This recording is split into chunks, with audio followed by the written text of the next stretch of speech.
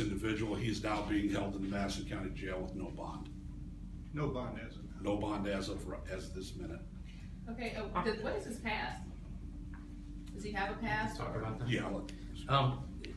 In the brief period of time that we've had to begin researching on this individual, we have determined that he has a prior case where he was charged out in Oregon with an incident that alleged he made physical contact with an 8-year-old girl, was charged with an attempted sex offense. That case garnered quite a bit of attention out in Oregon, where it went to the Supreme Court. He was actually released on that case based on an order by the Supreme Court, not on a finding of an absence of guilt, but on an issue related to mental illness, which is what has led us to some of the information or our concerns about the individual's fitness. So he certainly has been accused in the past, but there is no conviction on his record for that case.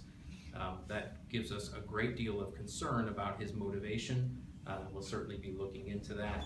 Beyond that, after a review of the Madison County and St. Clair County court records, I could find no prior record of anything here in Madison or St. Clair County, but it does appear to us that this individual moves around quite a bit. Where's he from?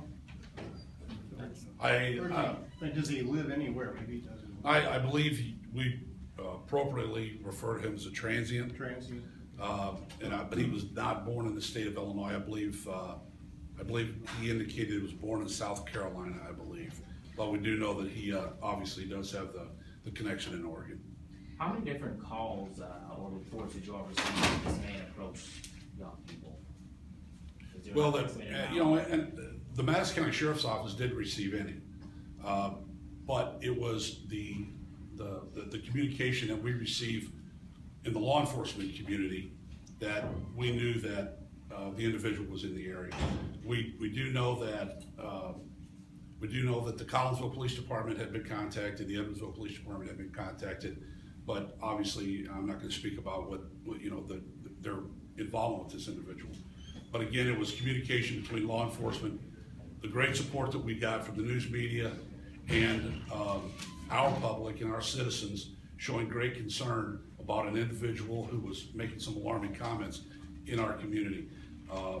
It's wonderful that we do have the judicial system and the court system that we do in Madison County, that we were able to work quickly today to be able to hold this individual with no bond until we can get him the appropriate help that he needs. Is a living, I'm sorry.